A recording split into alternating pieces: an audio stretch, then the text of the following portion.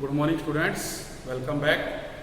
आज करते हैं अपना बेटा नेक्स्ट लेक्चर चैप्टर 4 का, जिसमें अपनी जो नेक्स्ट डेफिनेशन है वो है सूडो फर्स्ट ऑर्डर रिएक्शन किसे कहते हैं। तो देखिए बेटा, जो सूडो फर्स्ट ऑर्डर रिएक्शन है, इसमें ऐसी रिएक्शन जो देखने में होती बेटा किसकी है, सेकेंड ऑर्डर की, मतलब वो फर्स्ट ऑर्डर की नहीं होती हैं, बट हम उसकी कंडीशन चेंज करते हैं जिससे वो क्या होती है, फर्स्ट ऑर्डर की बन जाती है। तो डेफिनेशन में यही कहा गया है, such reaction which are not really of first order, जो फर्स्ट ऑर्डर की नहीं है but under certain condition it becomes of first order, but कुछ कंडीशंस के ऊपर वो फर्स्ट ऑर्डर की बन जाती है, उसे हम क्या कहते हैं, pseudo first order reaction. Example है जैसे consider a reaction A plus B it gives C। ये अपने को क्या देती है, C देती है बेटा, या आप ये कह सकते हैं कि वो आपको प्रोडक्ट देती है इसके अंदर। तो आप देख रहे हैं कि यहाँ पर A और B हमारे पास दो रिएक्टेंट टर्म है, और दो रिएक्टेंट टर्म होने के कारण ये रिएक्शन किसकी है, सेकेंड ऑर्डर की है, बट हम इसकी कंडीशन चेंज करेंगे तो ये किसकी बन जाएगी, फर्स्ट ऑर्डर की बन जाएगी। इसके लिए जैसे एग्जांपल लेते हैं, for example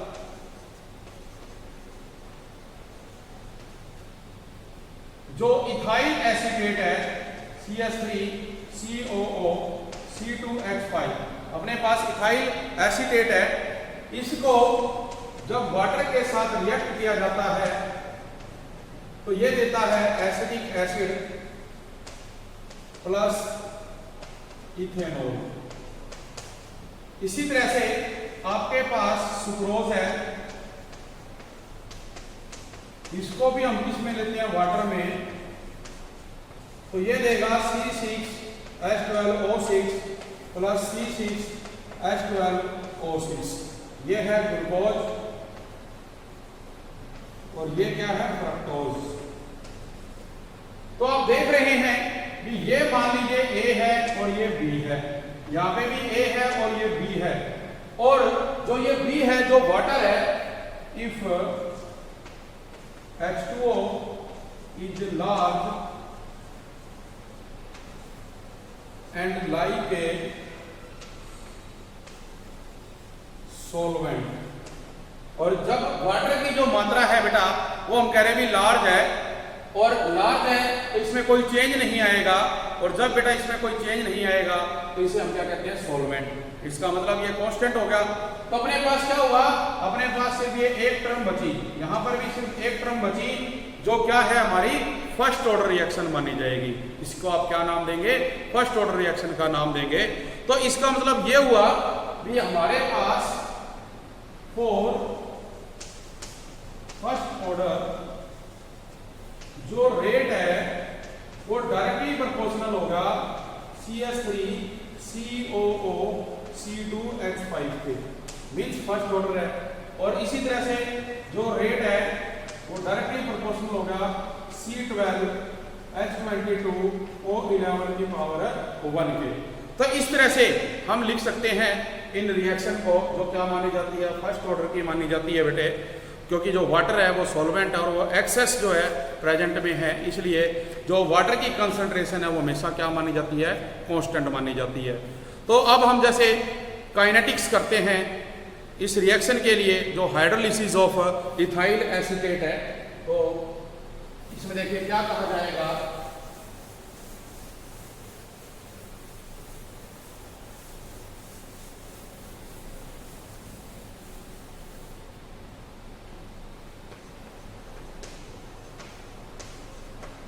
kinetics of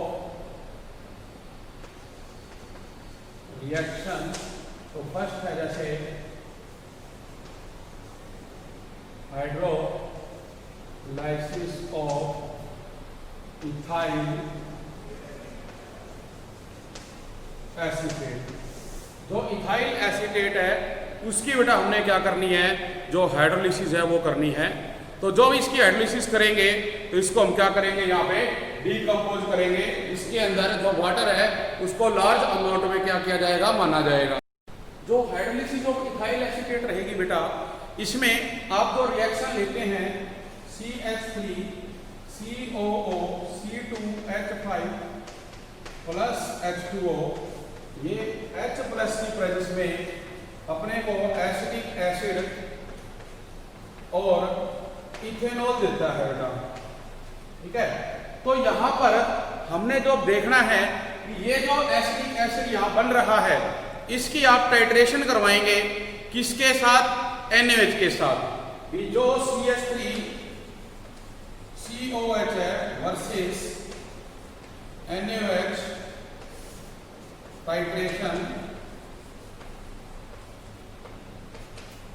titration करवाएंगे एक सीक्वेंस ऑफ टाइम पे, जैसे कि हम बेटा करते हैं +1 में भी प्रैक्टिकल आपने किए भी, आफ्टर 5 मिनट फिर आफ्टर 10 मिनट जो सोल्यूशन है हम वो बीकर में लेते हैं और उसकी टाइट्रेशन करवाते हैं। तो उस तरह से इसको लेंगे। तो उस बेस पे हम क्या कहते हैं भी जो volume of NaOH solution used in the beginning, क्या कहोगे? Volume of NaOH solution used in the beginning, जब स्टार्टिंग के अंदर हम जब बिगिनिंग में ले रहे हैं बेटे, तो आप क्या कहते हैं B that is at 0 time, इसके ऊपर 0 टाइम पे इसे आप मान के चलते हैं बेटा क्या? V0, इसको क्या मानोगे? V0, और ये डायरेक्टली प्रोपोर्शनल होएगा जो अमाउंट ऑफ एसिटिक एसिड जो आप किसके रूप में ले रहे हैं? कैटालिस्ट के रूप में ले रहे हैं। Amount of acid directly proportional, amount of acid present, जो अमाउंट ऑफ एसिड है वो प्रेजेंट है only, present only as a catalyst, इसकी फॉर्म में, कैटालिस्ट की फॉर्म में प्रेजेंट है बेटे, किस पे? 0 टाइम पे। इसको आप मान सकते हैं ये इक्वेशन नंबर 1 है। अब हम कहते हैं भी जो volume of NaOH solution used eight any instant of time, volume of NaOH solution used eight any instant of time, जिसको आप कह सकते हैं VT, ये डायरेक्टली प्रोपोर्शनल होएगा जो amount of acid present only as a catalyst plus amount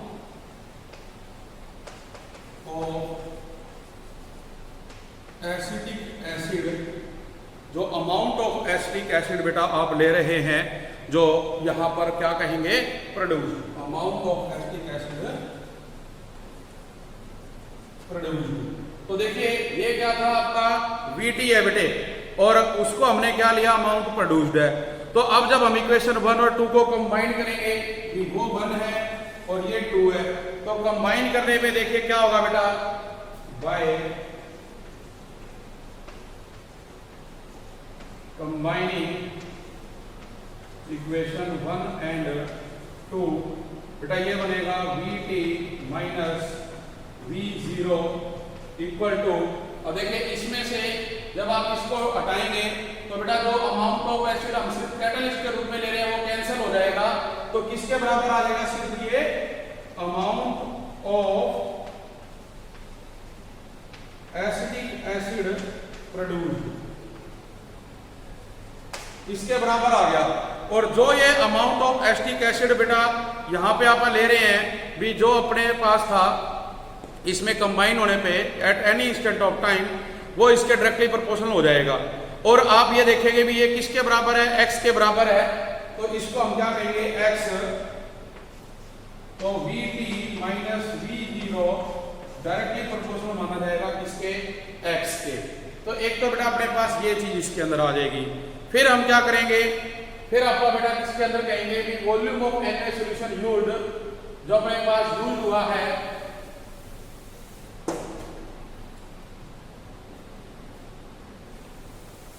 at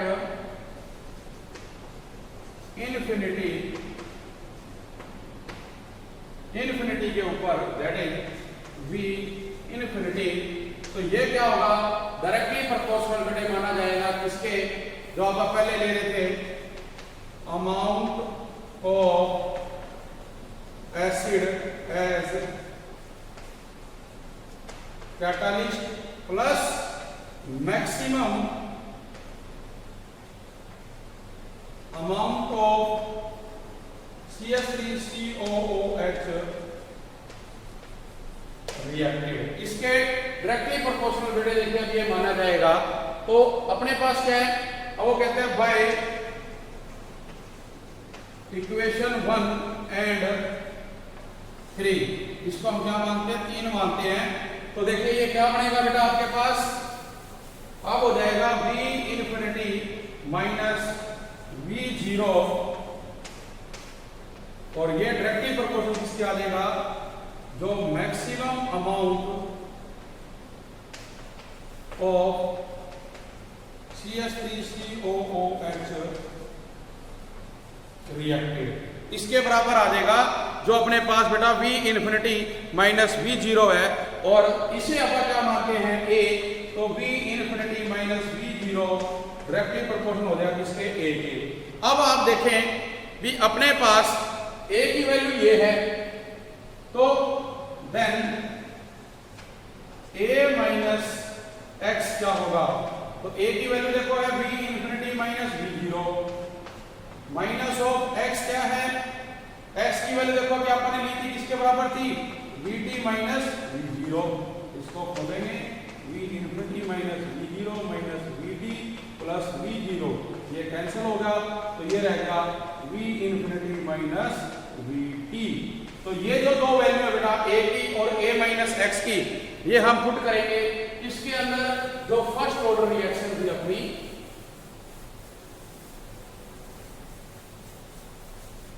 now first order expression is K equal to 2.303 upon T log of A upon A minus x।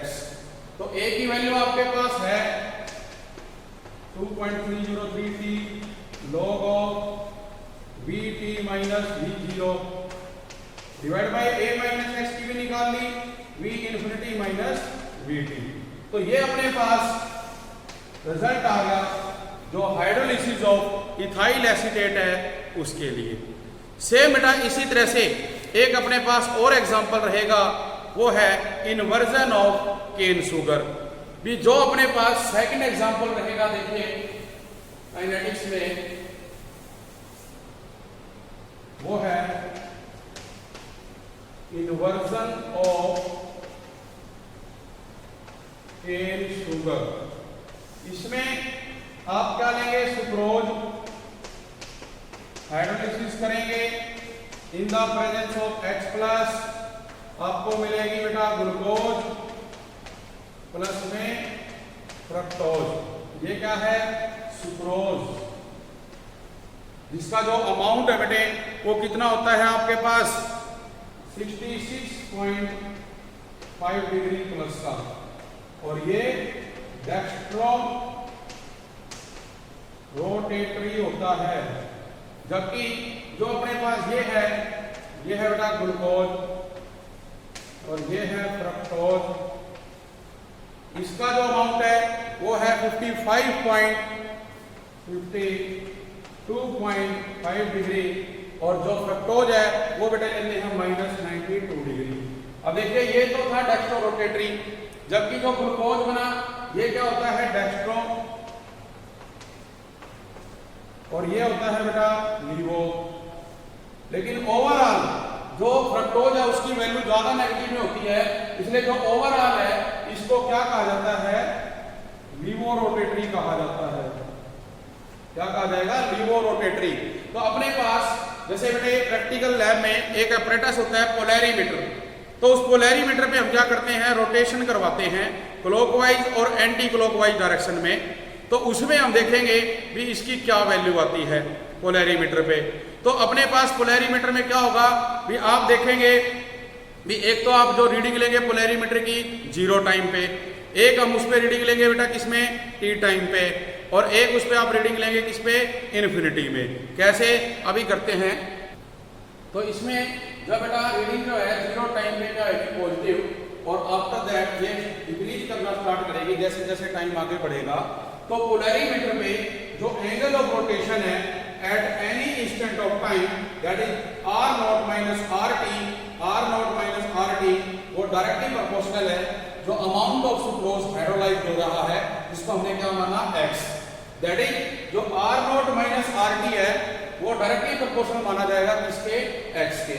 इसी तरह से जो angle of rotation है eight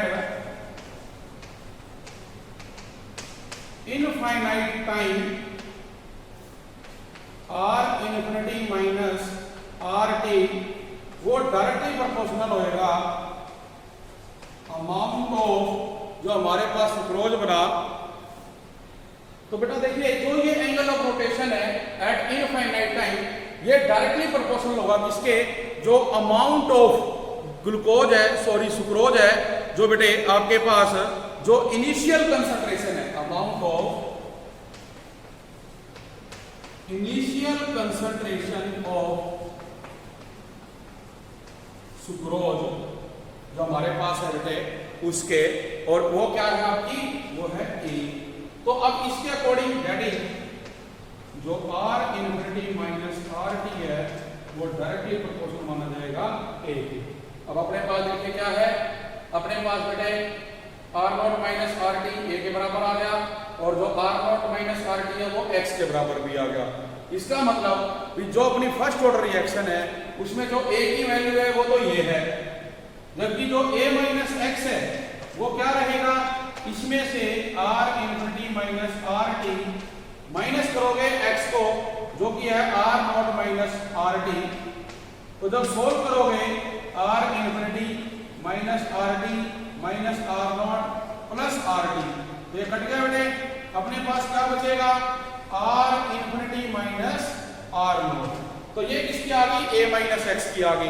तो अब उसके अंदर आप रखोगे K equal to 2.303 T log of A की वैल्यू क्या है? अभी तुमने देखी है R इन्फिनिटी माइनस RT, जबकि नीचे क्या है? R infinity minus R not. तो ये अपना आएगा किसके लिए? जो बेटे इन्वर्जन है केन शुगर की, उसके लिए जो रिजल्ट है वो रहेगा आपका। तो इस तरह से अपने को बहुत सारे जो न्यूमेरिकल है बेटे अब इसमें दे रखे हैं, इसके बेस पे ये जो न्यूमेरिकल्स हैं वो सभी न्यूमेरिकल आप लोगों ने बेटे क्या करना है? सोल्व करके देखने हैं। ठीक है जी। इसके बाद एक टॉपिक और बेटे जो दिया हुआ है वो है रेट ऑफ डिसइंटीग्रेशन या rate of radioactive decay. ये जो टॉपिक है बेटा rate of radioactive decay या जो डिसइंटीग्रेशन, इसमें देखिए क्या होता है बेटे, बहुत से ऐसे एलिमेंट होते हैं जैसे यूरेनियम है, थोरियम है, एटसेट्रा, जो स्पॉन्टेनियसली एमिट करते हैं अल्फा बीटा पार्टिकल्स और गामा रेडिएशन। तो ऐसे जो हमारे पास क्या है एलिमेंट जो रेडिएशन भी छोड़ रहे हैं और पार्टिकल्स भी छोड़ रहे हैं, उन्हें हम कहते हैं नेचुरल रेडियो एक्टिविटी। जो ये फिनोमिना है वो क्या कहलाता है? Natural radio activity.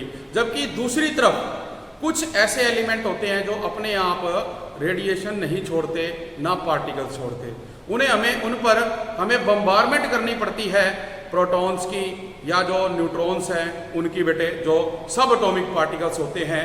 तो उसके बाद ये जो है रेडिएशन प्रोड्यूस करना स्टार्ट कर देते हैं, तो इन्हें कहा जाता है आर्टिफिशियल रेडियो एक्टिविटी।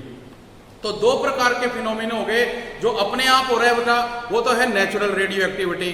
ठीक है, क्या कहेंगे? Natural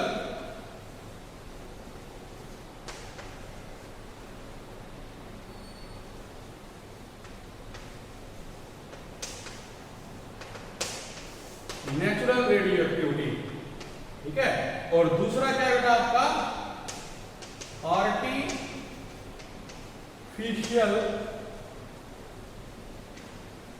radio activity. नेचुरल में तो हमने कहा कि जो अपने आप ऑन बेटे जो एलिमेंट है वो अपने आप रेडिएशन जो है छोड़ते हैं, जो पार्टिकल्स है वो प्रोड्यूस करते हैं, जबकि आर्टिफिशियल में हमें सब एटॉमिक पार्टिकल्स की बम्बारमेंट करनी पड़ती है, जिससे वो क्या करेंगे, रेडियो एक्टिविटी शो करेंगे। तो बेटे जो एमिशन ऑफ पार्टिकल है by an radioactive element या जो रेडियो एक्टिव आइसोटोप है is called radioactive decay और रेडियो एक्टिव डिसइंटीग्रेशन। क्या कह रहे हैं,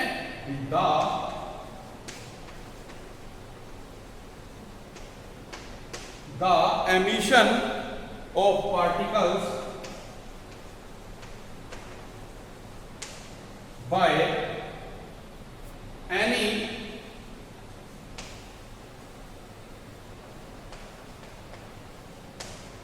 radioactive एलिमेंट, कोई भी रेडियो एक्टिव एलिमेंट है या और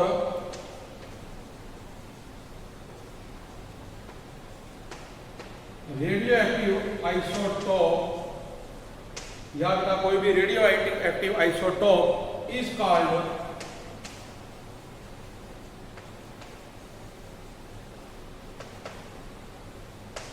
रेडियो एक्टिव डीके और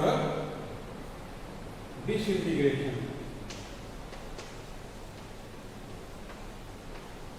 उसको हम क्या नाम देंगे, रेडियो एक्टिव डिसइंटीग्रेशन का नाम देंगे बेटा। तो आप मान के चलिए ये ऑब्जर्व किया गया भी जो हमारे पास रेट ऑफ डिसइंटीग्रेशन है ये डिपेंड करता है किसके ऊपर, जो नंबर ऑफ एटम्स होते हैं रेडियो एक्टिव एलिमेंट के। तो अगर हम ये कहें भी इफ n नोट जो है बेटे अपने पास रेडियो एक्टिव जो है एलिमेंट है जो प्रेजेंट है इनिशियली, तो जो n है वो क्या माने जाएंगे, atoms present after time t। हम कहते हैं if n note is atoms present initially and n is the atoms after time t। तो आफ्टर टाइम t, तो बेटा इसके अकॉर्डिंग फिर हम कहते हैं भी तो जो रेट ऑफ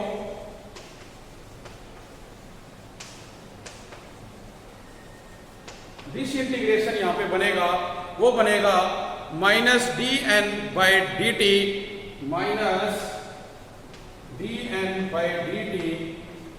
डायरेक्टली प्रोपोर्शनल रहेगा बेटा किसके, n के। और इसको और सोल्व करोगे और -dn/dt equal to k into n। Directly proportional हटाया तो अपने पास कांस्टेंट क्या आ गया, k आ गया। अब इसको आप रीअरेंज करेंगे, रीअरेंज करने में बेटे जो अपनी फर्स्ट ऑर्डर रिएक्शन है उसकी तरह से इसका रिजल्ट आता है। तो उसका जो रिजल्ट आएगा k equal to 2.303 t log of n naught by n। तो ये हमारे पास क्या रहेगा, रिजल्ट रहेगा जो रेट ऑफ रेडियो एक्टिव या जो डिसइंटीग्रेशन है उसके लिए। जो हाफ लाइफ पीरियड है वो बेटे हम पहले से स्टडी कर चुके हैं भी, जिसकी value t half 0.693 upon k के बराबर होती है। एक इसमें जो एवरेज लाइफ है बेटे वो भी आपको मैंने बताया भी, जो एवरेज लाइफ है, एवरेज लाइफ 1/tau। तो ये जो एवरेज लाइफ है बेटा ये किसके बराबर होती है, अपने पास tau 1/ किसके बराबर लोगे आप, t हाफ के। तो जो 1/t हाफ है, t हाफ की वैल्यू रखोगे तो अपने पास क्या आएगा, यहाँ पे बेटे रिजल्ट आ जाएगा। तो जो t हाफ है उसकी वैल्यू रख दो, या आप k भी रखोगे और या आप k रखोगे तो k की वैल्यू जब यहाँ रखते हैं तो t हाफ देखो क्या होता है, ये अपने पास k की वैल्यू होगी 1/0.693 अपॉन में t हाफ, जो ऊपर चला गया तो t हाफ डिवाइड बाय 0.693 आ जाएगा। इसमें क्या 1 डिवाइड बाय दिस है, तो सोल्व करेंगे तो बेटे आपका क्या होगा, रिजल्ट बन जाएगा। तो ये टॉपिक रहेगा बेटे आपका एवरेज लाइफ का।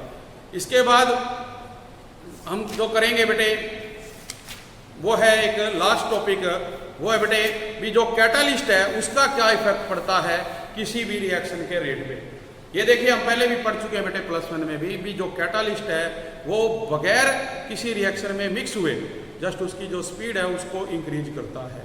तो इसलिए हम कैटालिस्ट को उसके अंदर जब ऐड करेंगे तो उसके रिएक्शन की स्पीड को बेटे इंक्रीज कर देता है, जिससे हमें क्या होगा, प्रोडक्ट जो है वो जल्दी मिलेगा और आफ्टर सम टाइम जो ये कैटालिस्ट हमने ऐड किया ये वापस कैटालिस्ट के रूप में जो है आ जाता है। मीन्स पहले हमने रिएक्टेंट में कैटालिस्ट डाला तो एक अपने पास बेटा जो है यहाँ पे क्या होगा, इंटरमीडिएट कॉम्प्लेक्स बनेगा और ये जो इंटरमीडिएट कॉम्प्लेक्स है ये वापस बेटे क्या होगा, टूटेगा तो कैटालिस्ट बाहर आ जाएगा और अपने पास जो प्रोडक्ट है वो रह जाएगा। तो इससे क्या होता है भी अगर आप ये देखें भी कोई भी जो रेट था पहले मान लो इस तरह से हो रहा था, लेकिन जब कैटालिस्ट डालेंगे वो और तेजी से बेटा जो रिएक्शन है वो टेक प्लेस कर जाएगी। तो इसलिए हम कहते हैं कि कैटालिस्ट जो है स्पीड को इंक्रीज करने के लिए यूज किया जाता है। तो आज के लिए इतना ही। Thank you very much.